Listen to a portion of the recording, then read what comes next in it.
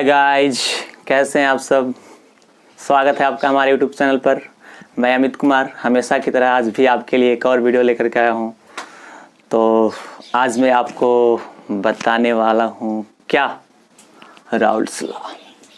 आज हम लोग जानेंगे किसके बारे में, राउल्ट्स लॉ के बारे में, जिसको हम लोग राउल्ट का नियम कहते हैं। This is very important topic for class 12। ये आपका क्लास 12 के लिए बहुत ही महत्वपूर्ण टॉपिक है। ओके बच्चों, और यह इतना ही नहीं, इतना भी है कि हर वर्ष हर साल इससे एक न एक क्वेश्चन से पूछता है। राउल्ट्स लॉ रिलेटेड किससे, राउल्ट के नियम से रिलेटेड आपको हर वर्ष एक क्वेश्चन पूछता है। तो आपसे मेरा रिक्वेस्ट होगा बच्चों कि आप वीडियो को शुरू से लेकर के लास्ट तक के देखेंगे। और यदि आप हमारे चैनल को सब्सक्राइब नहीं किए तो जल्दी से सब्सक्राइब कर लें और बेल आइकन को दबा दें ताकि नोटिफिकेशन सबसे पहले आपके पास पहुंचे। ठीक है बच्चों, और देखिए हम जानते हैं क्या राउल्ट्स लॉ के बारे में। तो राउल्ट्स लॉ में कहता है, फ्रेंच रसायनज्ञ फ्रैंकोइज मार्टी राउल्ट, देखिए फ्रेंच के रहने वाले एक वैज्ञानिक थे जिनका नाम था पूरा फ्रैंकोइज मार्टे राउल्ट। वैसे तो हम लोग शॉर्टकट राउल्ट से लिखते हैं, कहीं कहीं इसी को रावल दे देता है, रावल। तो आप वहाँ पे हड़बड़ाएंगे नहीं, या आपको वहाँ पे सस्पेंस होने की ज़रूरत नहीं है। रावल भी देगा तो वही होगा, राउल्ट भी देगा तो वही होगा। ठीक है बच्चों, तो 1886 में आंशिक वाष्प दाब और दो घटक के मोल अंश के बीच क्या किया, एक रिलेशनशिप ज्ञात किया। दो घटक की बात करते हैं तो दो घटक का मतलब क्या हुआ, और किसी विलेन में हम बात कर लेते हैं तो दो घटक, एक तो आपका वैसे तो विलेन बनने के लिए दो अवयव जरूरत होते हैं, एक सॉल्यूट एंड एक सॉल्वेंट। तो ये दो घटक हो गए, बट इसमें हमको देखना है कि वो घटक हैं तो कैसा है, वोलेटाइल है या नॉन वोलेटाइल। वोलेटाइल का मतलब होता है वाष्पशील, वोलेटाइल का अर्थ क्या होता है, वाष्पशील, और नॉन वोलेटाइल का अर्थ होता है अवाष्पशील। ठीक है, तो यहाँ इनके बीच क्या क्या इन्होंने रिलेशनशिप बताया, इसी को हम लोग राउल्ट के नियम के नाम से जानते हैं। तो यहाँ विलेन की हम बात करते हैं, पहले जानते हैं थोड़ा सा। देखिए हम एक लेते हैं क्या, सॉल्यूशन। तो सॉल्यूशन में आपको पता है कि दो अवयव होते हैं, यानी इसको कह रहा है, इसका अध्ययन दो टर्म्स में किया जाता है। एक होते क्या है इसके लिए, सॉल्यूट, और एक होते हैं क्या इसके लिए, सॉल्वेंट। ठीक है, तो सॉल्यूट और सॉल्वेंट। अब आप यहाँ ध्यान में रखेंगे कि जब हम राउल्ट लॉ का उपयोग कर रहे हैं, राउल्ट के नियम का पढ़ रहे हैं, तो उस कंडीशन में देखिए सॉल्यूट को हम लोग बी मान लेते हैं और सॉल्वेंट को हम लोग ए मान लेते हैं। ठीक है, अब जहाँ कहीं भी बी आएगा तो आपको सीधे अपने माइंड का अट्रैक्शन लाना है किसके ऊपर, सॉल्यूट के ऊपर, और जहाँ कहीं भी ए आएगा तो आपको अपने माइंड का अट्रैक्शन लाना है कहाँ पे, ए पर। ठीक है बच्चों, तो हम यहाँ जानेंगे। अब देखिए इसमें दो टर्म्स कहाँ पे हम अप्लाई करते हैं, तो एक तो सॉल्यूट और यहाँ आपका सॉल्वेंट है। कंडीशन हमारे पास ऐसा हो सकता है कि वोलेटाइल, और ये भी हमारा क्या हो सकता है, वोलेटाइल। ठीक है, वोलेटाइल का मतलब वोलेटाइल लिक्विड यहाँ बात करते हैं। ठीक है, तो और यहाँ भी तो वोलेटाइल जब होगा, सॉरी, तो यहाँ वोलेटाइल होगा आपका, यहाँ वोलेटाइल होगा। दोनों कंडीशन में वोलेटाइल का मतलब कि आपका सॉल्यूट भी वाष्पशील होगा और सॉल्वेंट भी वाष्पशील होगा। यानी कहने का अर्थ हुआ कि सॉल्यूट का भी वाष्प बनेगा, ठीक है, और सॉल्वेंट का भी वाष्प बनेगा। एक तो आपका कंडीशन यहाँ पे अप्लाई हो सकता है। और सेकेंड आपके लिए कंडीशन कहाँ आएगा कि सॉल्यूट आपका होगा वोलेटाइल, सॉल्यूट आपका क्या हो सकता है, वोलेटाइल हो सकता है, और सॉल्वेंट आपका नॉन वोलेटाइल हो सकता है, या इसको विपरीत करके हम लिख सकते हैं। ठीक है बच्चों, देखिए बच्चों, तो यहाँ आपका क्या हो सकता है, यहाँ आपका एक तो वोलेटाइल हो गया, और अगला बार आपका क्या होगा कि सॉल्यूट इस बार हो जाता है आपका नॉन वोलेटाइल, नॉन वोलेटाइल। ठीक है, और ये आपका हो सकता है वोलेटाइल। यानी कहने का अर्थ हुआ कि विलेय का यहाँ पे वाष्प नहीं बनेगा, लेकिन विलायक का वाष्प बनेगा। अब थोड़ा सा यहाँ पे हम कंफ्यूजन दूर कर लेते हैं कि सॉल्यूट में आपकी बात कर रहे हैं सर, वोलेटाइल सॉल्यूट कौन होगा और नॉन वोलेटाइल कौन होगा। ठीक है। तो वोलेटाइल की हम बात करते हैं, देखिए वोलेटाइल का मतलब किसका वाष्प बनेगा, तो वाष्प बनेगा जैसे आपका हो गया क्या, वाटर, ठीक है, आपका हो गया इथेनॉल, आपका हो गया मीथेनॉल, आपका हो गया बेंजीन, आपका हो गया टॉलुइन, etc, ठीक है। ये आपके हो गए वोलेटाइल सॉल्यूट। और नॉन वोलेटाइल की हम बात करते हैं,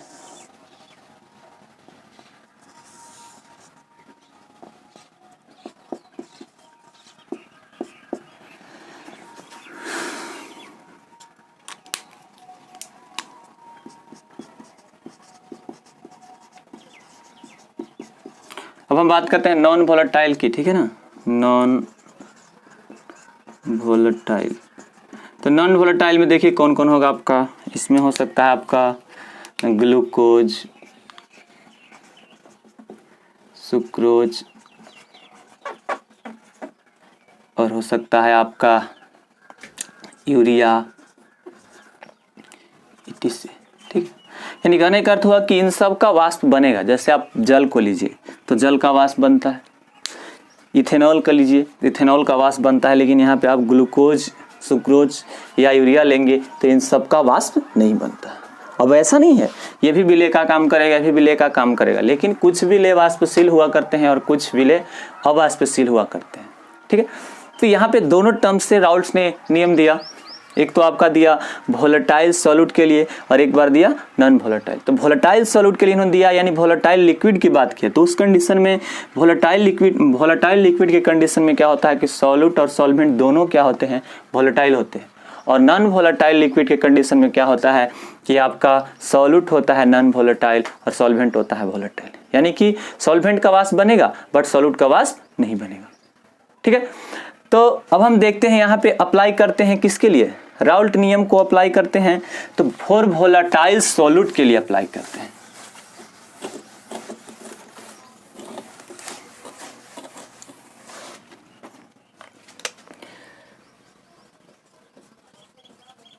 Raoult law for volatile solute. देखिए यहाँ कहता है आपका कि वाष्पशील विलेय के लिए राउल्ट का नियम। तो वाष्पशील विलेय के लिए राउल्ट का नियम होता क्या है, यहाँ पे देखिए होता है आपका कि स्थिर ताप पर वाष्पशील द्रव के विलयन में प्रत्येक अवयव का आंशिक वाष्प दाब उसके मोल परभाज के समानुपाती हो जाता है। प्रत्येक अवयव की बात कर रहा है नहीं, तो अब यहाँ देखिए प्रत्येक अवयव के लिए अब किसी विलयन में हम आते हैं तो किसी विलयन में कितने अवयव होते हैं, 2 अवयव होते हैं, एक तो विलेय होता है, दूसरा विलायक होता है। तो उस कंडीशन में अब यहाँ हमें लेना क्या है, वोलेटाइल सॉल्यूट की बात कर रहा था और इसको हम कोष्ठ में लिक्विड भी लिख सकते हैं, यानी कि वोलेटाइल लिक्विड वाष्पशील द्रव की बात कर रहे हैं, ठीक है। तो इस कंडीशन में आपका क्या होगा कि सॉल्यूट और प्लस सॉल्यूट और सॉल्वेंट दोनों होगा, बट ये भी आपका क्या होगा, वोलेटाइल, यानी कहने का अर्थ हुआ कि दोनों का वाष्प बनेगा, विलेय का भी वाष्प बनेगा और विलायक का भी वाष्प बनेगा। अब यहां से हम समझते हैं इसके लिए क्या करता है, एक कंटेनर लेते हैं, बंद कंटेनर की बात करते हैं, ठीक है। ये आपका क्या है, बंद कंटेनर है। तो इस कंटेनर में हम इस तरह से यहाँ पे हम कोई पार्टिकल या घटक ए ले लेते हैं, ठीक है। तो यहाँ से जब हम ए ले लिए तो ए क्या है, यहाँ पे इसको यही नहीं कहेंगे कि प्योर लिक्विड ऑफ ए, नहीं, यानी कि शुद्ध ए का द्रव है, शुद्ध ए का यहाँ प्योर है। अब यहां से देखिए जब इसको हम लोग हीट करते हैं तो क्या पता है आपको, पता है कि यहाँ आंशिक वाष्प दाब होता है, यहाँ पे क्या बनता है, दाब बनता है। तो दाब बनेगा यहाँ, तो क्या हो जाएगा कि P0 A P not a इसको हम मान लेते हैं, तो पी नॉट ए को हम क्या कहते हैं कि vapour pressure of pure solvent, vapour pressure of pure A की बात कर रहे हैं। किसका? प्योर शुद्ध ए का वाष्प दाब है। तो इसी प्रकार से ए का जैसे वाष्प बना उस तरह से हम कोई बी भी ले सकते हैं कंटेनर, और उसको भी हम क्या कर सकते हैं, बंद कर सकते हैं। इसमें भी हमारा क्या है, इसमें हमारा इस बार कण क्या मिला हुआ है, बी है। ये सारे क्या है, बी है। तो यहाँ क्या है कि pure liquid of B, B pure है यहाँ। तो इससे क्या बनेगा, वाष्प बनेगा। तो वाष्प जो बनेगा ये क्या हो जाएगा आपका कि पी नॉट बी होगा ना। तो इसको हम क्या कहेंगे कि vapour pressure of pure B, यानी कि शुद्ध बी का क्या बना, वाष्प दाब बन रहा है यहाँ पे। तो जब यही तो बात आपकी कर रही है राउल्ट नियम कि स्थिर ताप पर वाष्पशील द्रवों के विलयन में। अब देखिए वाष्पशील द्रव, तो वाष्पशील द्रव कौन कौन होंगे, एक यहाँ पे सॉल्यूट हम सॉल्वेंट, तो दोनों तो द्रव है, और दोनों कैसा होना चाहिए, वाष्पशील, वोलेटाइल।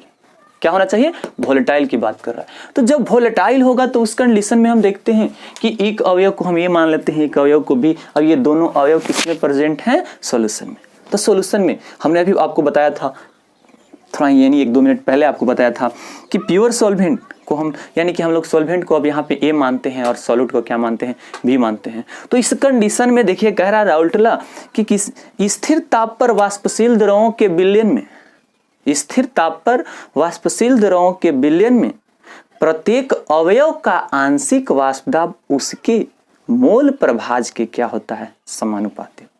तो स्थिर ताप पर वाष्पशील द्रवों के विलयन, तो अभी विलयन नहीं ना बना है, नहीं बना है। ये तो आपका ए का है और ये बी का है। अब विलयन कब बनेगा, जब इन दोनों को हम क्या करेंगे, मिला देंगे। तो यदि इन दोनों को हम क्या करते हैं, मिला देते हैं, तो मिलाने के लिए हम क्या करते हैं, बड़ा सा कंटेनर लेते हैं। क्या करते हैं, बड़ा सा कंटेनर लेते हैं। अब इसको भी हम क्या करते हैं, बंद कर देते हैं। अब आप देखेंगे कि जब हम इस कंटेनर को बंद कर दिए तो इस कंडीशन में देखिए आपका 2 घटक डाला गया। एक तो आपका कौन है, A B A B A B, इसे भी देखिए। तो यहाँ ए हो गया, B A B A B, ठीक है। अब ये आपका क्या है, ये आपका क्या है, volatile liquid solution of volatile liquid. करने का अर्थ हुआ कि देखिए जब हम इन दोनों को मिला दिया, यानी ए को भी मिला दिए और बी को, यानी यहाँ पे ए का भी वाष्प बन रहा है और बी का भी वाष्प बन रहा है, तो इन दोनों को मिला दिए तो सॉल्यूशन बन गया। ए और बी मिल गए तो आपका क्या बना, सॉल्यूशन। अब जब ये सॉल्यूशन बना तो इसमें आपको पता है कि जब गर्म करेंगे तो इससे क्या बनेगा, वेपर प्रेशर बनेगा। वेपर प्रेशर जब बनेगा तो वेपर प्रेशर अब किसका किसका बनेगा, यहाँ ए का भी बनेगा और बी का भी बनेगा। तो इस बार प्रेशर वेपर प्रेशर तो बनेगा, ए का भी बनेगा बी का भी बनेगा, बट प्योर नहीं बनेगा। क्यों, क्योंकि यहाँ पे प्योर है दोनों नहीं, क्योंकि दोनों को हमने मिक्स किया है, ए को भी मिलाया और बी को। ये कब प्योर होता, जब अपने मेन फॉर्म अलग अलग होता तब प्योर होता। देखिए अभी हम इसको प्योर कह सकते हैं, अभी हम इसको प्योर कह सकते हैं, बट अब इसको प्योर नहीं कहेंगे। प्योर क्योंकि सॉल्यूशन एक प्रकार का मिक्सचर होता है। कैसा मिक्सचर होता है, होमोजेनियस मिक्सचर होता है। और होमोजेनियस मिक्सचर की बात करें तो मिक्सचर प्योर नहीं, इम्प्योर होते हैं। तो जब इम्प्योर हुआ अर्थात यहाँ से आपका किसका किसका वेपर प्रेशर बनेगा, यहाँ आपका बन जाएगा ए का भी और यहाँ आपका बन जाएगा बी का भी, ठीक है। अब इसी के बारे में राउल्ट ने अपने नियम का अध्ययन किया, इसी के बारे में बताया, ठीक है। तो देखते हैं हम राउल्ट ला है क्या। आप इसका फटाफट से स्क्रीनशॉट करें, तब तक मैं आपके लिए राउल्ट्स लॉ को लिख देता हूं, ठीक है बच्चों। देखिए बच्चों, अब हम जानते हैं वाष्पशील विलेय या वाष्पशील द्रव के लिए राउल्ट का नियम। ये कहता है आपका किसी स्थिर ताप पर या स्थिर ताप पर वाष्पशील द्रव के विलयन में प्रत्येक अवयव का आंशिक दाब उसके मोल अंश के या मोल प्रभाज के क्या होता है, समानुपाती होता है। तो किसी वाष्पशील द्रव के विलयन, यहाँ विलयन की बात कर रहा है। तो आपको पता है कि विलयन में दो अवयव होते हैं, एक विलेय होता है, दूसरा विलायक होता है। तो हम यहाँ विलयन की बात करते हैं, अर्थात इसका अर्थ क्या निकलेगा, अर्थात हो गया आपका कि PA डायरेक्टली प्रोपोर्शनल 1 से, या हम लिख सकते हैं कि PB डायरेक्टली प्रोपोर्शनल 1 से। यहाँ कह रहा है आपका कि वाष्पशील द्रव के विलयन में, फिर से हम एक बार समझते हैं इसे। एक हम बड़ा सा कंटेनर लेते हैं, ठीक है, और इसमें दो ए बी इस तरह से मिला दिए, A particle B particle A particle. ये आपका क्या है, एक प्रकार का सॉल्यूशन हो गया, ठीक है। और इसको हम गर्म करेंगे, तो गर्म करने के बाद क्या होगा कि वाष्पशील है, तो दोनों का वाष्प बनेगा। यहाँ आपका क्या बन करके जमा होगा, वाष्प बनेगा। तो यहाँ बनेगा आपका कि PA भी बनेगा और साथ में PB भी बनेगा। अब कह रहा है कि इसका जो मोल प्रभाज, यानी कि उसके मोल प्रभाज के क्या होता है, समानुपाती होता है। अर्थात इसके मोल प्रभाज के समानुपाती, अर्थात PA समानुपाती 1 से और PB समानुपाती 1 से। अब आपको हमने इसके पहले बताया था कि A को हम लोग यहाँ कहते हैं सोलवेंट, क्या कहते हैं, सोलवेंट, और B को कहते हैं सॉल्यूट, ठीक है। तो एक सॉल्वेंट हो जाता है और दूसरा क्या हो जाता है, सॉल्यूट हो जाता है। अब यहां से देखते हैं, तो हम इसको इस प्रकार लिख सकते हैं कि PA इक्वल टू KXA या PB इक्वल टू KX, ठीक है। अब इसका अर्थ हमें समझना है। ये अब यहां देखिए हम क्या करते हैं कि यदि ये हम लोग पढ़ चुके हैं कि XA प्लस XB इज इक्वल टू 1, तो यहां से हम क्या करते हैं कि XA का वैल्यू कितना रखते हैं, 1 रखते हैं, तो XB का वैल्यू कितना आ जाएगा, 0 आ जाएगा। तो इस कंडीशन में हम अप्लाई करेंगे, यानी कहने का अर्थ हुआ कि जब यानी XA का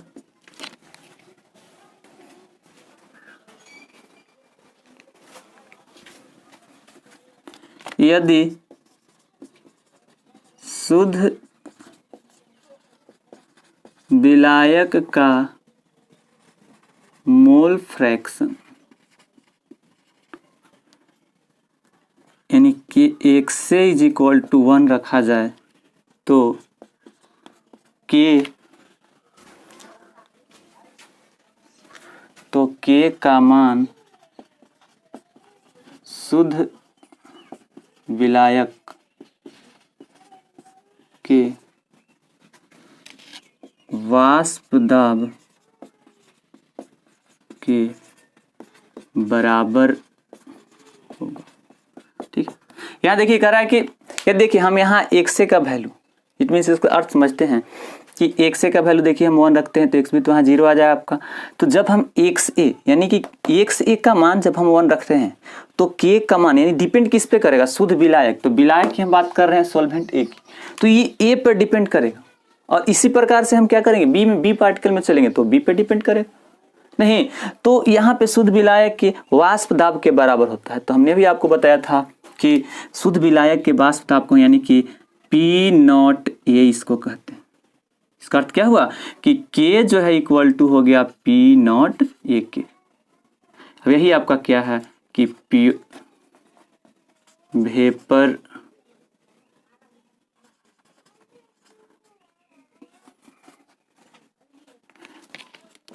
पार्शियल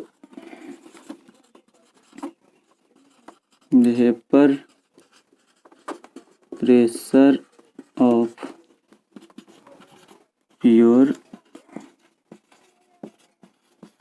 यानी कि शुद्ध विलायक का यह क्या है, आंशिक वाष्प दाब है। अब यहां से देखिए, अब इसको हटा देते हैं, इसे अब हम इस प्रकार से भी लिख सकते हैं बच्चों, देखेंगे ध्यान से। तो PA is equal to P0A into X ये लिख सकते हैं। तो इसी प्रकार से यदि हम शुद्ध विलेय के लिए लेंगे, यहाँ तो विलायक के लिए लिए हैं, तो वहाँ क्या हो जाएगा कि PB is equal to P0B into XB, ठीक है। तो अब हम चलते हैं अकॉर्डिंग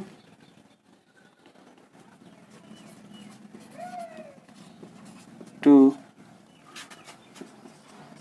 डाल्टन लॉ के नियम के अनुसार। तो डाल्टन लॉ होता क्या है? डाल्टन लॉ होता है कि किसी कंटेनर का संपूर्ण वाष्प दाब, ठीक है, कंटेनर में उपस्थित सभी गैसों के आंशिक दाब के योग के बराबर होते हैं।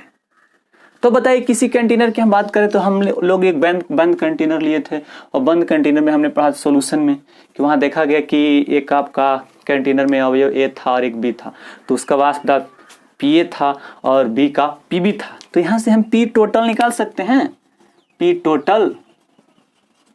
तो पी टोटल के लिए क्या होगा कि पीए प्लस, ठीक है। अब ए का वैल्यू आपको पता है, तो यानी इसको हम शॉर्ट में पीटी लिख सकते हैं। तो पीए यानी कि P not A into X A और plus P not B into X B, ठीक है। अब यहाँ आप लोग पढ़ चुके हैं कि एक्स ए प्लस एक्स बी बराबर 1। तो यदि हम एक्स ए का वैल्यू यहाँ से क्या करते हैं, यदि हम यहाँ से क्या कर देते हैं कि रख देते हैं कि एक्स ए, सॉरी यहाँ लिखते हैं कि X A is equal to 1 minus X B, apply करते हैं, तब क्या होगा? तब हम लिख सकते हैं इसको इस प्रकार से कि P T is equal to क्या हो जाएगा कि P not A into 1 minus X B और plus P not B into X B, ठीक है। यहाँ से सोल्व करेंगे तो आपका क्या हो जाएगा कि पी नॉट ए माइनस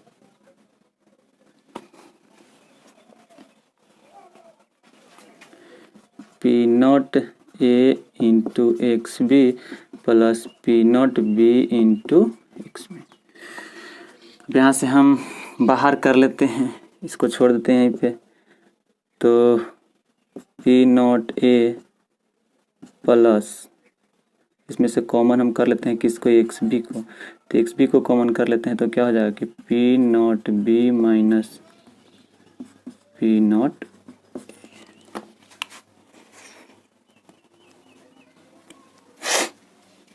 ठीक है। अब इसी प्रकार से आप बी टर्म को सोल्व कर लेंगे, ठीक है बच्चों।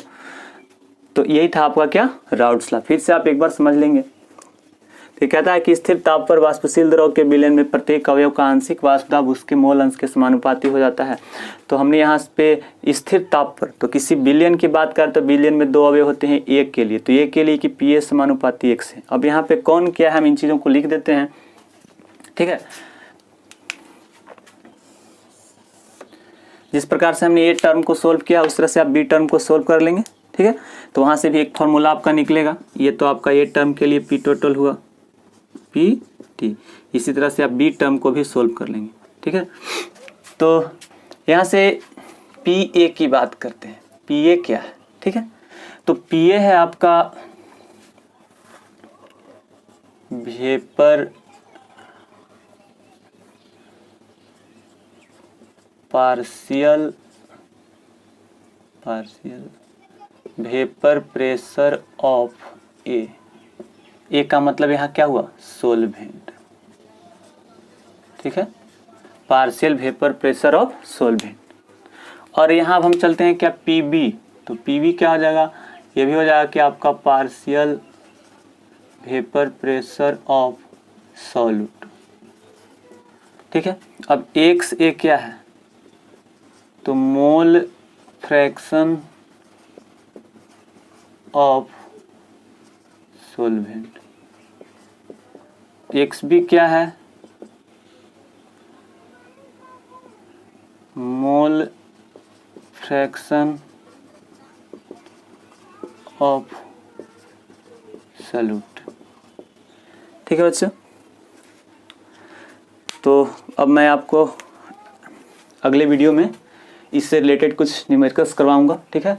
और इसके बाद हम लोग जानेंगे, यहाँ पे हमने जाना क्या कि वाष्पशील विलय के लिए राउल्ट का नियम या वाष्पशील द्रव के लिए राउल्ट का नियम। तो अगला हम जानेंगे क्या, अवाष्पशील। यहाँ तो आपने देखा कि वाष्पशील में यह किस तरह से काम करता है, अब हम अवाष्पशील के बारे में जानेंगे, ठीक है। और मैं आपको वीडियो को लंबा नहीं करना चाहता हूँ, इसलिए कि आप देख नहीं पाएंगे उसको, ठीक है बच्चों। तो आप इसको आई होप आप समझ गए होंगे। Thank you so much, my all dear student. मैं फिर मिलूँगा आपसे अगले वीडियो में। तब तक आप हमारा इंतज़ार करें। यदि आप हमारे चैनल को सब्सक्राइब नहीं किए तो जल्दी से सब्सक्राइब कर लें और बेल आइकन को दबा दें ताकि नोटिफिकेशन सबसे पहले आप तक पहुंचे और वीडियो को आप लास्ट तक देखें।